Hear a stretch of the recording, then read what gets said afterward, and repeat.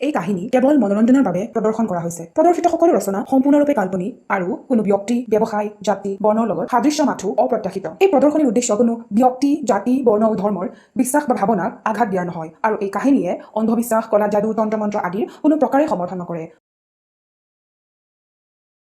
হয় আমাৰ স্মৃতিৰ সেই ৰং যি সময়ৰ লগত আৰু গাঢ় হৈ যায়। সুখ দুখ আমি সকলোবোৰ পাহৰি যাওঁ, কিন্তু ভয় একেবাৰে শেষলৈ ৰৈ যায়। নমস্কাৰ, ৰাজ এনিভাৰ্ছ অৰিজিনেল শ্ব' মেছেকাৰ মন্দিৰ আকৌ এটা নতুন এপিছডলৈ আপোনালোক সকলোকে স্বাগতম জনাইছোঁ। আজিৰ কাহিনী চোৰ, লিখক বাপুকণ বেইমান আৰু গল্পপাঠত মই জিতুল শৰ্মা। আৰম্ভ হৈছে চোৰ কাহিনীটোৰ তৃতীয় তথা অন্তিম খণ্ড। এটা পেট ফালি থোৱা আধা পচা নাৰীৰ দেহ। গোটেই দেহটোত ধাৰ থকা বস্তুৰে আঘাত কৰাৰ চিন স্পষ্টকৈ জিলিকি আছে। মুখ, বুকু, উৰু, তপিনা। দেহটোৰ কোমলতম আৰু আকৰ্ষণীয় এটাও অংগ বাচি যোৱা নাই সেই আঘাতৰ পৰা। গণি গণি কৰা আঘাতহে যেন। এটা শীতল মস্তিষ্কৰ কাম। মানুহটো যেন বিৰহুৰ সন্মুখত ফেপেৰি পাতিবলৈ সষ্টম হৈ থকা শিয়ালটোৰ নিচিনা। মুখত এটা আধা গঢ়িত শিশু। তথাপি শিয়ালটোৰ যেন কোনো ভোক নাই, খং নাই, কোনো ইন্দ্ৰিয়ৰ ছটফটনি নাই। একেদৰেই থিয় হৈ চাই আছে বিৰহুৰ ফালে। যোৱা প্ৰায় 3 দিন ধৰি মোৰ জ্বৰ। সেইদিনা শেষ ৰাতি হোৱা ঘটনাটোৰ বাবে মোৰ সম্পূৰ্ণ শৰীৰ নিথৰ হৈ পৰিছে। মই এতিয়াও মোৰ নাকটোৰ বাদে একো যেন সঠিককৈ অনুভৱ কৰিব পৰা নাই। সেইদিনা ৰাতি আব্বা নাছিল। ৰাতি অইন দিনতকৈ ভাত পানী খাওঁতে দেৰি হৈছিল। পুনকলিৰ ভয়টো সেইদিনা কিয় নাজানো বাঢ়ি আহিছিল। তাই গধূলিৰ পৰাই মোক বাৰে বাৰে কৈ আছিল, আজি ৰাতি বাহিৰ নোলাবি পেচাব কৰিবলৈ, কোনেও মাতিলে নামাতিবি। ৰাতি শুওঁতে আমাৰ সৈতে আব্বাৰ বিচনাখনত শুবি। তেতিয়া মই ভাবিছিলোঁ তাই মোক ভয় খুৱাবলৈ চেষ্টা কৰি আছে। আমাৰ ঘৰটোত 4টা কোঠালি। মই থকা কোঠালিৰ বাওঁফালে 2টা কোঠালি। তাৰ প্ৰথমটোত আব্বা, মা আৰু পুনকলি থাকে। আব্বাৰ থকা বিচনাখন বেলেগ। মা আৰু পুনকলি একেলগে থাকে। মোৰ কোঠালিটোৰ সোঁফালে আমাৰ পাকঘৰটো। তাইৰ আবদাৰত মই আব্বাৰ বিচনাত শুলোগৈ।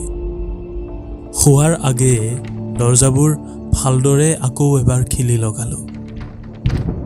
কিনকিনীয়া পাতল বৰষুণ দি আছিল। কাৰেণ্টটো নাছিল। বৰ বেছি গৰমো নাছিল। কি হ'ল? টোপনি কিয় নাহে? মোবাইলটোত সময় চালোঁ, 1 বাজিবৰ হ'ল। মইতো 11 বজাৰ ওচৰতে হৈছিলোঁ। টোপনি কিয় অহা নাই? সিমান দেৰি মই কি ভাবি আছিলোঁ বাৰু? চকু দুটা মুদি মই টোপনি যাবৰ বাবে চেষ্টা কৰিলোঁ। কিছু দেৰি পিছত টোপনি ফালি সপোন আৰু বাস্তৱৰ মাজত কিবা এটা শব্দই মোক কাণত টুকুৰিয়াব ধৰিলে। এটা সময়ত মই চকু মেলিবলৈ বাধ্য হৈ পৰিলোঁ। কিহৰ শব্দ বাৰু?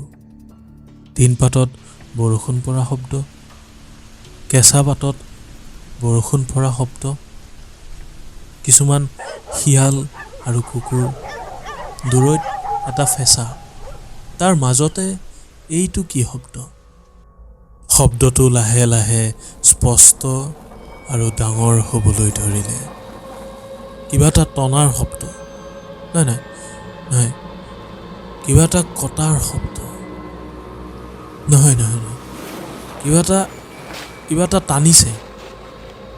টনা বস্তুটোৱে ধপ ধপ শব্দ কৰি আকৌ নিজৰ জেগা পাইছে। দৰজাখন নহয় জানো? পাকঘৰৰ দৰজা। পাকঘৰৰ দৰজা। চোৰ নেকি? চোৰ আহিছে নেকি? থপকৈ ক'ৰবাৰ পৰা গোটা সাহস অলপ মোৰ বুকুত জমা হোৱা অনুভৱ কৰি মোবাইলৰ ফ্লেছটো জ্বলাই বিচনাৰ পৰা উঠি আহি মোৰ ৰুমত সোমালোঁ। শব্দটো যেন অলপ ৰৈ গ'ল। পাকঘৰৰ দৰজা নহয়, মোৰ কোঠালীৰ দৰজাখন। খিটমিটীয়া আন্ধাৰত মোৰ সন্মুখত কিহবাই দৰজাখনত ভুকুৱাই আছে, খুলিবৰ যত্ন কৰি আছে। এক ছেকেণ্ডৰ বাবে মোৰ পিছফালে গলটোৰ পৰা পিঠিলৈ চেঁচা পানীহে যেন অলপ বাগৰি গ'ল। সন্মুখত যেন সাপৰ নিচিনা কোনোবাই মোক চুবলৈ যত্ন কৰি আছিল, কিন্তু মোক চুব পৰা নাই। যি হয় হ'ব, আল্লাৰ নাম লৈ লাহে লাহে মই দৰজাখনৰ ফালে আগবাঢ়িলোঁ। মোৰ প্ৰতিটো খোজত যেন দৰজাখনৰ শব্দটো কমি আহিব লৈছিল। দৰজাখনৰ একেবাৰে কাষ পালোঁ।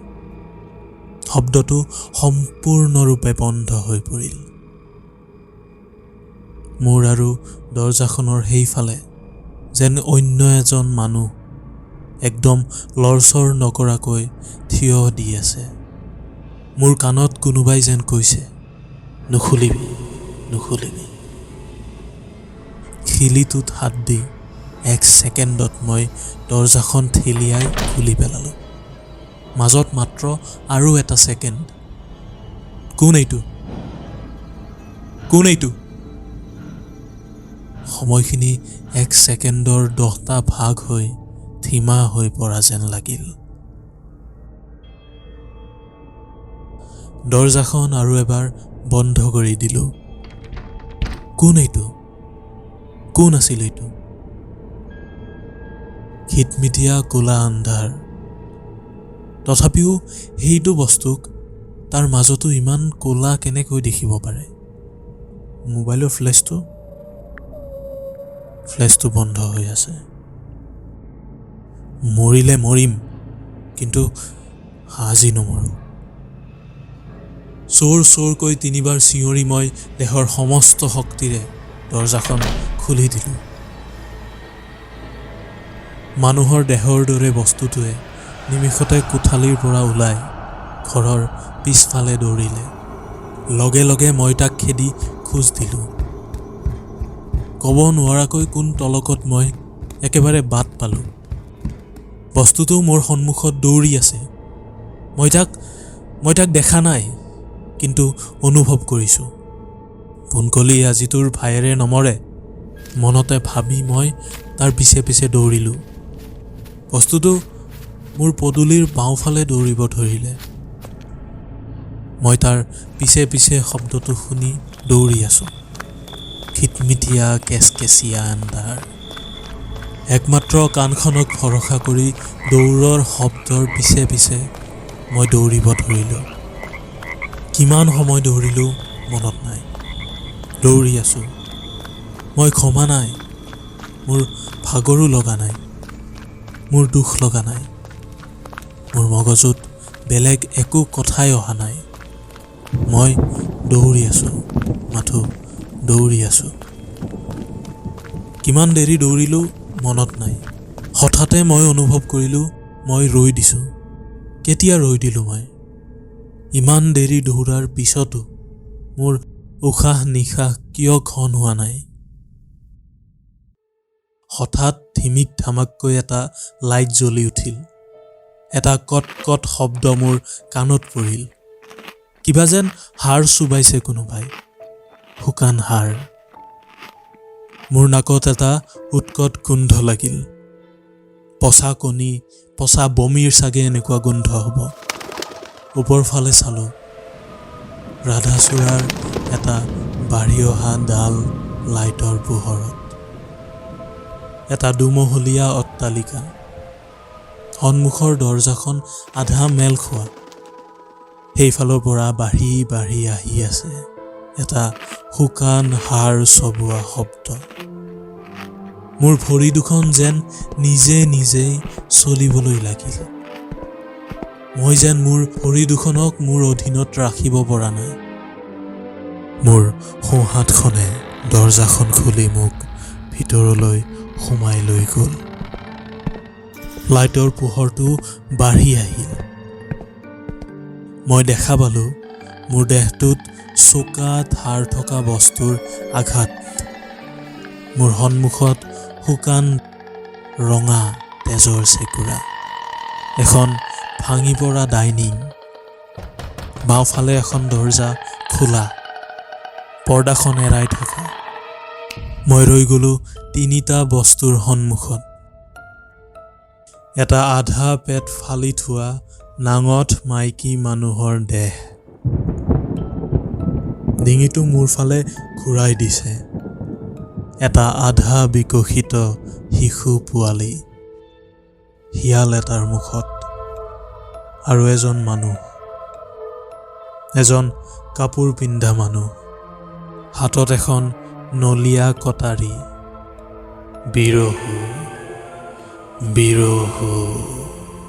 এক ছেকেণ্ডৰ বাবে মোৰ মগজুত মাত্ৰ পোনকলিৰ মুখখন আহিল, আৰু মনত মৰিম, কিন্তু আজি নমৰোঁ।